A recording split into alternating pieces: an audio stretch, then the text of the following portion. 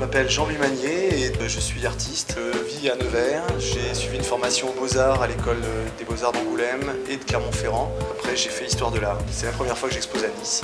Et pour moi, parler du monde actuel, c'est parler du fait qu'on joue des tas de rôles dans une journée, qu'on reçoit des informations par milliers toute une journée et qu'on est amené à jouer des rôles différents, à se glisser dans des rôles différents, dans des peaux différentes toute la journée. Et ça, j'ai envie de le transcrire dans mon travail, en montrant comme ça des choses qui sont jamais figées, des images qui sont jamais intégrales et en essayant de montrer justement le côté complètement désintégré, complètement fragmenté du monde.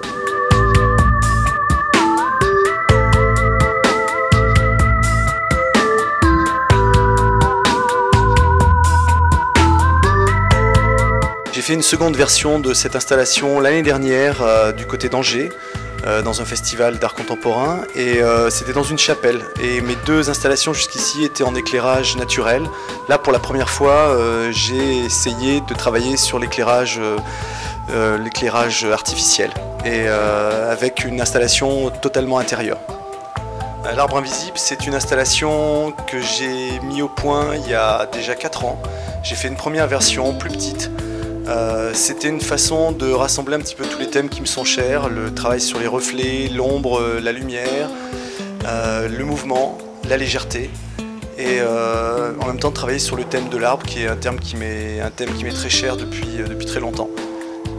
Il y a toujours une mise en abîme dans mon travail, c'est-à-dire que chaque œuvre se reflète dans une œuvre, qui elle-même se reflète dans une œuvre. Chaque œuvre est partie d'une œuvre, qui elle-même fait partie d'une œuvre encore plus grande, et peut-être que l'œuvre définitive est invisible à nos yeux, quoi. Tout simplement, peut-être que c'est quelque chose qui est dans ma tête et que j'essaye de montrer sans pouvoir peut-être autant le montrer. Peut-être que les autres peuvent le voir, j'en sais rien. Alors j'essaye de donner un côté magique à mon travail. J'essaye de faire en sorte qu'il puisse y avoir de l'émerveillement.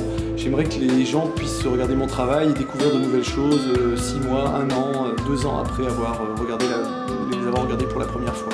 Et il y a forcément une dimension peut-être un peu mystique dans mon travail aussi. L'ombre, la lumière, toutes ces choses-là, c'est quelque chose de quand même très mystérieux, enfin, qui reste mystérieux pour moi. Et donc j'essaye peut-être de percer un peu ce mystère, ou en tout cas de l'accrocher à travers mon travail. Donc cette installation est constituée de 24 plaques.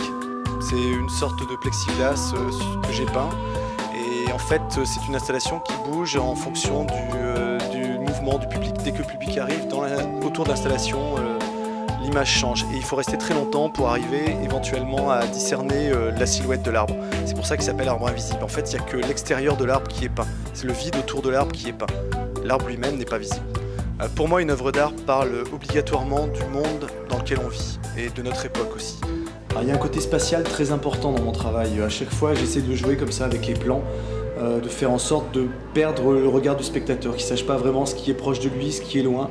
Et comme en plus les différentes parties souvent se mélangent, se confondent, qu'il y a des mises en abîme, des parties qui se retrouvent dans d'autres parties, souvent le regard du spectateur est brouillé. Et ça permet comme ça d'arriver à une sorte de confusion de laquelle peut naître peut-être quelque chose qui peut s'approcher, j'espère, du merveilleux. Alors comme tout le monde, j'aime pas vraiment m'ennuyer, donc j'aime changer les formats, j'aime passer du très petit au très très grand. J'ai fait des installations de 10 mètres, voire 40 mètres de large, et aussi des formats minuscules qui font quelques centimètres. Et j'adore ça, pouvoir passer d'un format à un autre. Ça, c'est quelque chose qui est un enrichissement permanent, et aussi une variété. En fait, chacun de ces tableaux est à voir comme un fragment d'un tableau immense. Chacun de ces branches est à voir comme le fragment d'un arbre infini, en fait, un arbre qu'on ne pourrait pas voir, qui serait peut-être un arbre cosmique. J'ai déjà travaillé sur le thème de l'arbre cosmique il y a quelques années. Et ça m'intéresse comme ça de prendre des petits bouts et de suggérer en fait entre chacun de ces arbres, il y a le vide peut-être et aussi un arbre, peut-être quelque chose, peut-être qu'il y a quelque chose dans le vide. Pour moi, une œuvre d'art, c'est quelque chose qui parle obligatoirement du monde dans lequel on vit et de notre époque.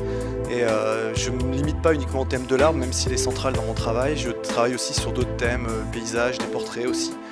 Le nu féminin aussi, quelque chose qui m'intéresse. Donc dans les années qui viennent, je pense que je vais développer de plus en plus de thèmes différents.